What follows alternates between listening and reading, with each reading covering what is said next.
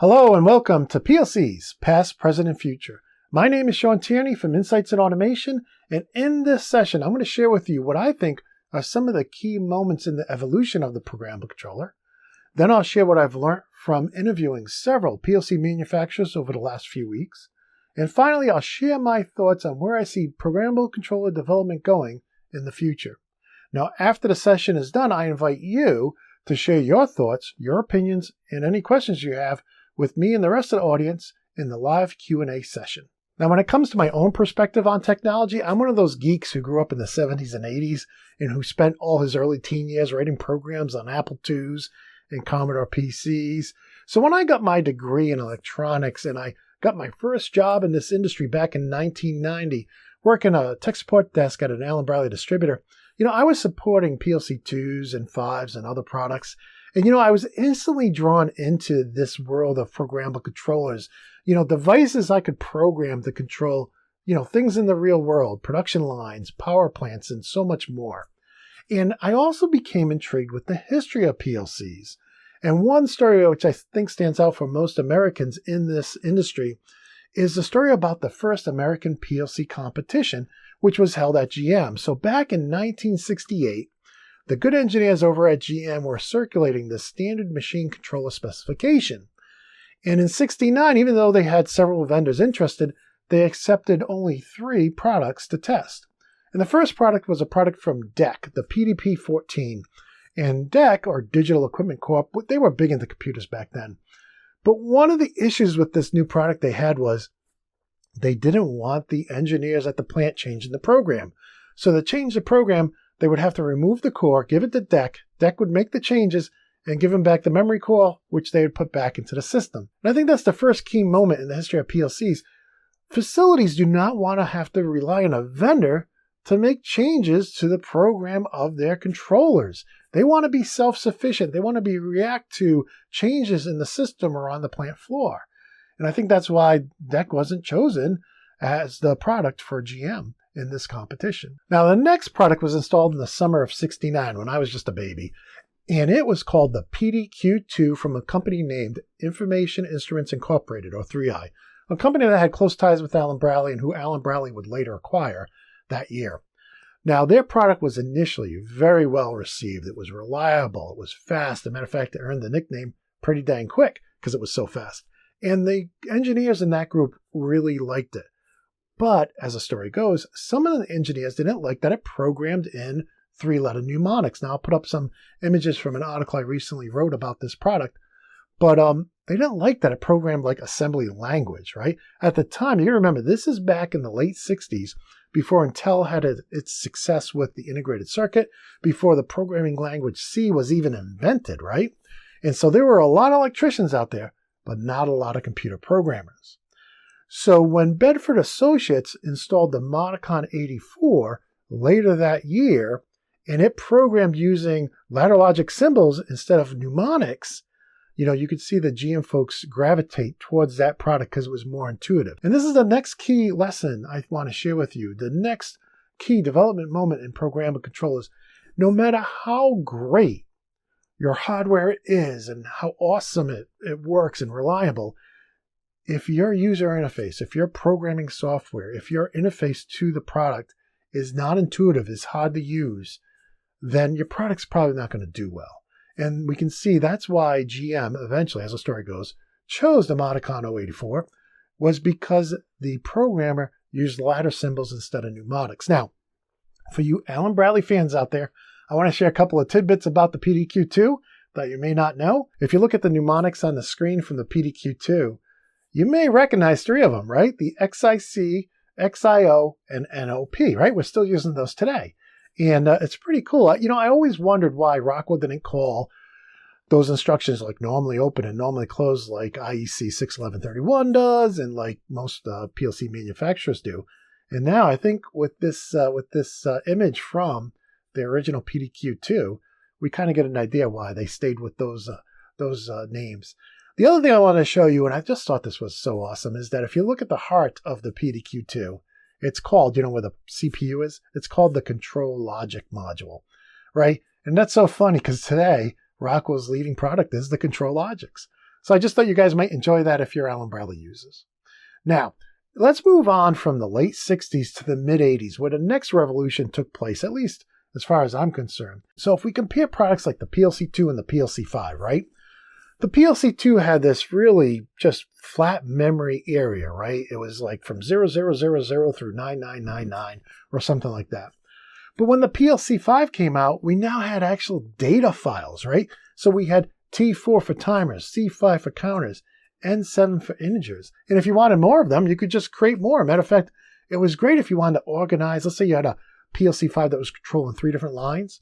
Well, you could put all of line 1's data in, let's say, files 10 through 19, and line 2, 20 through 29, and line 3, 30 through 39, right? So it really helped with organization, and the fact that you could only program the PLC-5 with a PC, one of these newfangled IBM PCs that came out in the early 80s, that meant that you could add all kinds of comments and documentation to your PLC programs, which was so much more helpful than just a flat PLC file, right?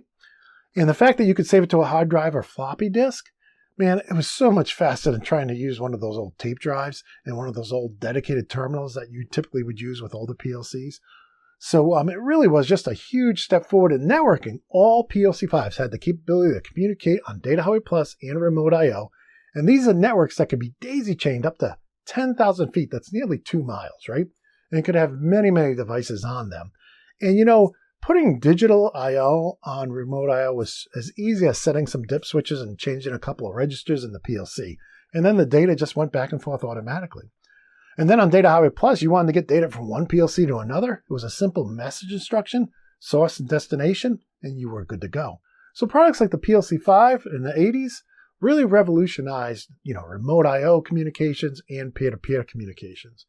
But as time went on, users started seeing some of the limitations of these new products. For instance, using DOS to program, right? With DOS, you could only use one program at a time, typically. And that's why Windows became more and more popular, because you could leave your PLC programming software up. And if you were lucky enough to have email at the time, you could leave that up. And if you were lucky enough to have, be on the public internet, you could pull that up as well. And that was just a great boon for productivity. But in addition to that, users were kind of upset that they had to keep buying separate packages for separate lines of PLCs. And why do I need a PLC-2, PLC-5, SLC 500 programming package? Why do I need a Panel Builder E, Panel Builder 32 programming package? So those were some of the things they were seeing. They were also running into issues on these networks. They were so easy to use, everybody was using them. And 2,000 words per second on Data Highway Plus originally, at 57.6K, seemed like a lot when you had a handful of PLCs, but when you have 50 PLCs on the network, then it's not so much. And people didn't think about when they were writing their programs. They would just let the messages go every millisecond, and that would you'd run out of bandwidth quickly. And then when you started adding HMIs, which we used to call MMIs at the time, they were never programmed efficiently. So people would say, I want data from all over the data table. It was like sending buses out to pick an individual person up, because packets were going out to all these different areas of the data table, a scattered data table approach to designing your HMI. So the networks really started to get bogged down as well. And so a lot of these issues, especially not having the comments and descriptions that you were putting into your program in the PLC, that was a big issue too. If you couldn't find the original program, you would upload the program from the PLC, but you'd be like, what am I looking at? Nothing's documented, right? So these are the issues that led, I think, to the next great revolution or evolution in programmable controllers right around the turn of the century.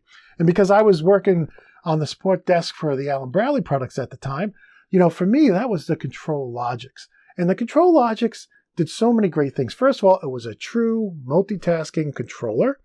And the chassis, if one of your network cards was full and you couldn't have any more devices on it, well, you could just add another network card.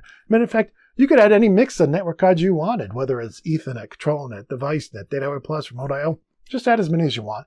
Well, as long as you had enough power for it.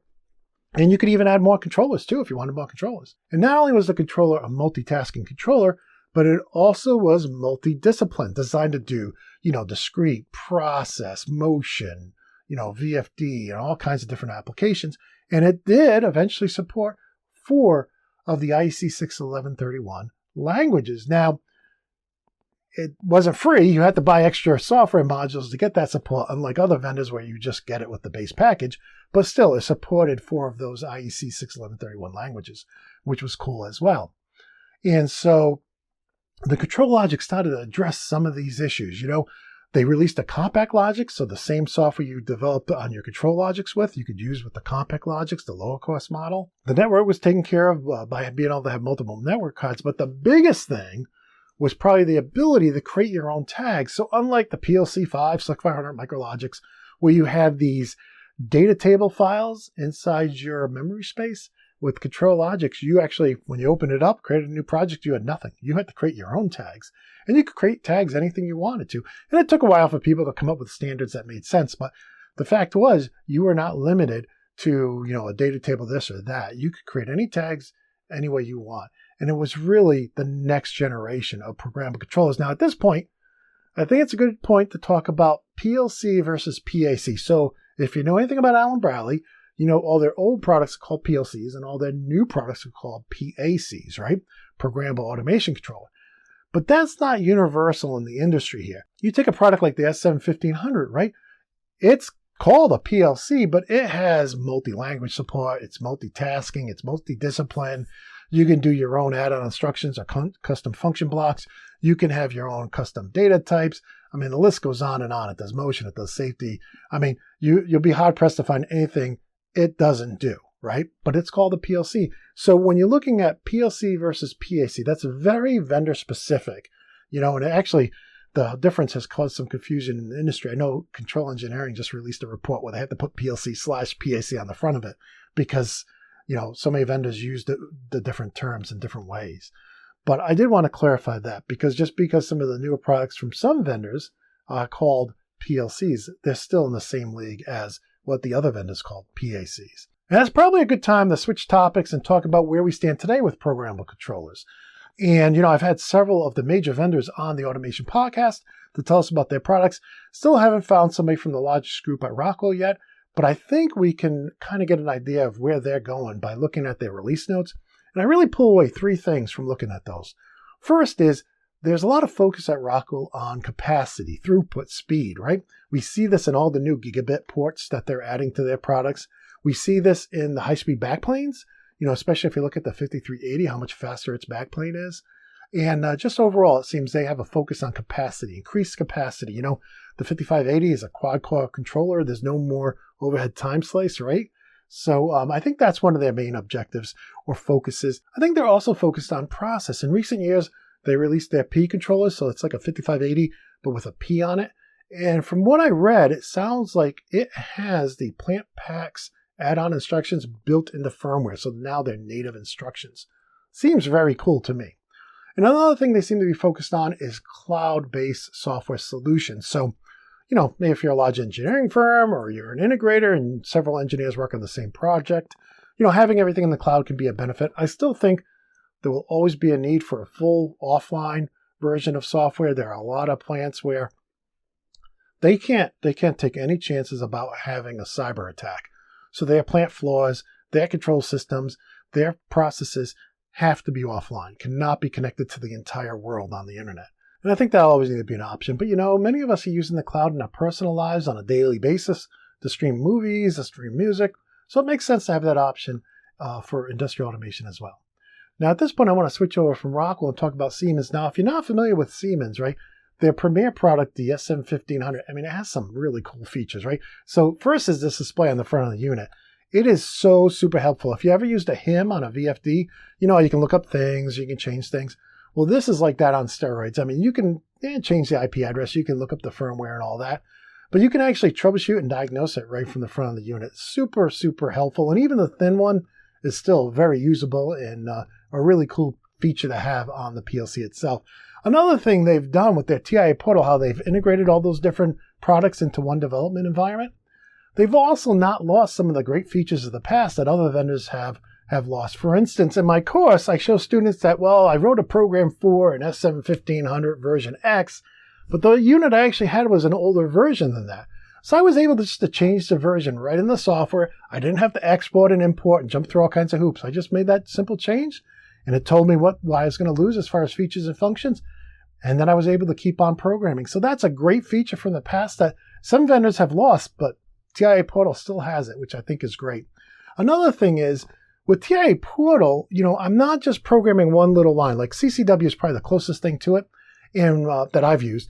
And that CCW, yeah, you can program the entire line of Micro 800s, but that's it. You can program the entire line of Panel V800s, but that's it. And you can program pretty much all of the VFDs, right? With TIA Portal, we're programming all of the S7s, not just the S7 1500s, but all of the modern S7s, including the 1200 as well. And, it's so easy to change between one and the other. It's just a couple of clicks. The other thing is, you're not just programming the basic panels, right? All right, you get that ability free with TIA Portal, but you can also add in the comfort panels, the unified comfort panels, WinCC, SCADA, and so on into that same integrated development environment. And then, of course, they do motion, they do VFDs, they do all of that. So TIA Portal, especially with the new things they added, the ability to actually put dashboards right on the PLC and pull them up with a web browser, and the new cause and effects matrix, a lot of new stuff in version 17. You can check out our previous episode on that if you want to know more. But really, a lot of cool stuff coming out of Siemens, especially one of my favorites is the ability to have multiple protocols running at the same time. Now, what do I mean about this? Siemens makes these new interface modules. These are like adapters for networks, like with the Rockwell stuff.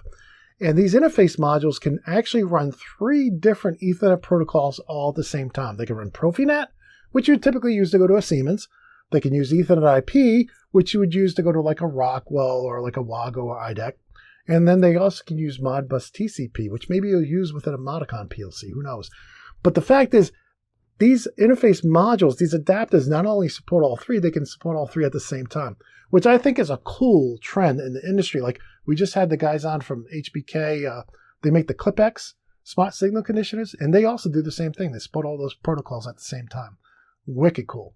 So with that said, I want to move on to another vendor that's making a next generation controllers today, and it's Phoenix Contact, and they have what they call the PLC Next line. And this is pretty cool. We've had them on the show to talk about it. But in essence, they have this next generation PLC, which supports all the features that you would have with modern PLCs and PACs.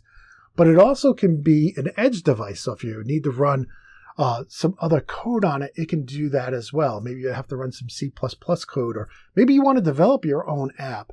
It's a very cool concept. Then if we switch over to Schneider Electric, they were recently on the show talking about their Automation Expert software and how they're working with the Universal Automation folks and working with the new IEC standards to try to create, a software-centric platform so that you have best-in-class software and best-in-class hardware. So if you like the Automation Expert software from Schneider Electric the most, you can use that. And you may choose to use one of their new DPACs to send the program to, and one of their VFDs and one of their other smart devices, which is all designed inside this Automation Expert software. But maybe through Universal Automation, you'll choose somebody else's VFD or somebody else's PLC, but still use the Schneider Automation Expert software. So very cool thoughts on the future of automation from them and what they're implementing today. Highly recommend checking out that podcast. Another one is CodeSys. We had them on recently too. And they're taking like a different approach. So what they're doing is they are like the Android engine for smartphones. Well, CodeSys is like the PLC engine for PLCs. And then what they want to do, and what they do is they enable a lot of vendors to make PLCs that are all based off the same engine and use the same free programming software. So you can download and use. As a matter of fact, when I was doing my show on the IFM PLC HMI up there, I actually downloaded the free CodeSys development environment, right? And I added in the specific hardware files for the IFM device. We got it all set up in there. We put in the Ethernet I/O and got it all scanning and coming in. And I think it's really cool because it shows how a lot of small vendors can standardize on the CodeSys engine for their PLC and focus on making best-in-breed hardware, right? And, having a free developer and having an engine that you can buy for $60 and put on a Raspberry Pi is also pretty cool too. So what the guys at CodeSys are doing is also pretty awesome. So what does this all mean? What is all these different directions that these vendors are going in? What does that mean for the future of PLCs? Well, definitely see capacity and speed being an issue. We want to go faster and faster. We want to be able to connect to more and more things, right? I think cybersecurity too, though, with signed firmware and with, firewalls, and maybe even firewalls built into the network cards of our PLCs, extremely important, because being connected to an internet that goes to every single country in the world has its dangers. And so we need to protect our control systems. We don't want somebody hacking in and turning our products into poison, right? So very, very important. Cybersecurity, I think it has to be near the top of the list. As a matter of fact, we're going to be having ISA on a future show soon to talk about their standard. But I do think we're going to continue to have the same kind of dichotomy and solutions like we do with computers and cell phones, where you have this walled garden that may be the Apple ecosystem, and then you have the open solutions like Linux and Windows, or like Android on the cell phones. So in the future for PLCs, I do see a lot of companies adopting, whether it's universal automation or CodeSys, for an open solution. But you'll also have these walled gardens with these very large installed bases that want to continue just using what they know and work. So I don't think that's going to change, but I do think the open side, the standard side, will grow over the years. Now, with that said, the one thing I don't see happening is that plants are going to start going to like a central PLC to control their entire plants. If you look out at the world today, we just don't see that, right? For instance, if I get disconnected from the internet right now, my cameras continue to work, my PC continues to work, I can use Microsoft Office, I can use all of my VMware images for all the different PLC manufacturers, I can write, program, download, test. I don't need the internet. I mean, the internet's nice to be able to get this session out to you, but in all practical purposes, I can be standalone. I'm not using a dumb terminal that's connected to some massive computer in the sky. And I think that will be the way PLCs continue to evolve, that there will be instances where one large control system makes a lot of sense. But in most facilities, they have discrete operations that are not interconnected, and those will continue to need their own programmable controllers. So I think the future for the smaller programmable controllers, it continues to be just as bright as the big, backup redundant systems. But that's my thought. I'd love to hear what your thoughts are about everything we talked about in this session. So please hang on for the live Q&A session that comes on right after this. I'd love to hear your thoughts, opinions, and questions. And if you're watching this after the fact, I just want to wish you a very safe, happy, and healthy week. And until next time, peace.